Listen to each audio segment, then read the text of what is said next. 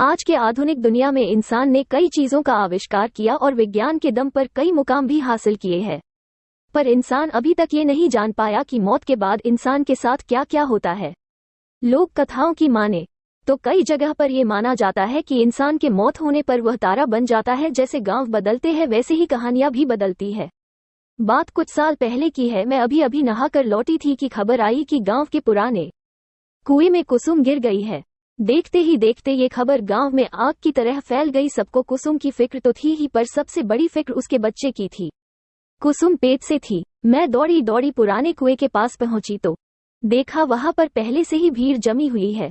गांव के एक आदमी ने कुएं में छलांग लगाई और कुसुम की लाश को रस्सी बांधी, क्योंकि कुसुम को तैरना नहीं आता था और उसने दम तोड़ दिया था।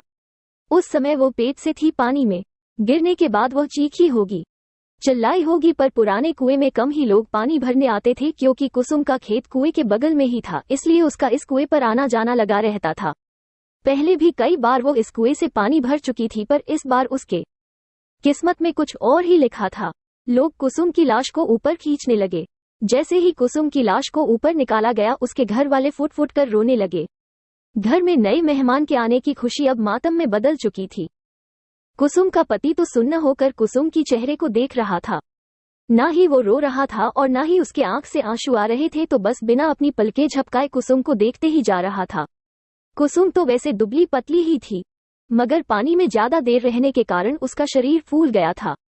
मैंने यह नजारा पहली बार देखा था। हालांकि मुझे डर लगना चाहिए था, पर मुझे डर नहीं लग रहा था। पर हाँ, एक अगल सी बेचैनी जरूर हो रही थी। पुलिस मौके पर पहुंची। उसने गांव वालों का बयान लिया और अंतिम संस्कार करने की इजाजत दे दी। पुराने कुएं वाले खेत में ही कुसुम का अंतिम संस्कार किया गया। मौत तो इंसान के हाथ में नहीं होती। शरीर से आत्मा कब निकल जाए किसी को पता नहीं चलता। कहते हैं अंतिम संस्कार करने के बाद इंसान की आत्मा को शांति मिलती है, मगर आत्मा खुद ही शांति न चाहे तो। उस रात ऐसे कई सवाल मेरे मन में उठने लगे। मैंने कई बार करवट बदली, पर मुझे नींद नहीं आ रही थी। पर वक्त के साथ साथ सब ठीक हो जाता है। उस हादसे को गुजरे हुए अब कई महीने हो चुके थे। एक बार एक मजदूर उस पुराने कुएं वाले खेत में काम कर रहा था। तभी उसे एक औरत के रोने की आवाज आती है। वो कुएं के पास जाता है।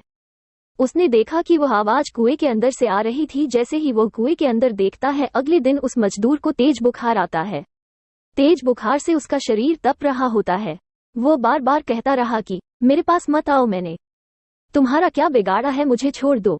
उस शाम उस मजदूर की मौत हो जाती है। गांव में अब पुराने कुएं का डर फैल जाता है। कुसुम की आत्मा अभी भी उस कुएं में है, ऐसी बातें गांव में शुरू हो जाती है। कुसुम के घर वाले भी कुएं के पास वाले खेत में खेती करना छोड़ देते हैं। ये सब सुनकर मुझे कुछ समझ नहीं आ रहा था। मेरे दादाजी के भी गुजरे कुछ ही महीने हुए थे और उनका अंतिम संस्कार तो हमारे घर के पीछे ही किया था। फिर मुझे कभी मेरे दादाजी क्यों नहीं दिखाई दिए? मेरे दादाजी कहते थे कि इंसान मरने के बाद कुत्ते का जन्म ले लेता है। इत्तेफाक से दादाजी के गुजरने के दूसरे ही दिन हमारे घर में कुत्ते का एक बच्चा लाया गया, जिससे कि घर की और खेती पर नजर रखी जाए। मन में सवाल फिर से उठने लगे। मुझे कई बार उस पुराने कुएं पर जाने की इच्छा हुई, पर डर के मारे कभी हिम्मत नहीं हुई। हालांकि हमारे घर तक आने का सबसे छोटा रास्ता उसी कुएं के पास से गुजरता था, पर ये सब होने के बाद हमने दूसरे रास्ते से आना जाना शुरू कर दिया। एक रात पिताजी बाजार से घर लौट रहे थे। आज उन्हें बहुत देर हो चुकी थी।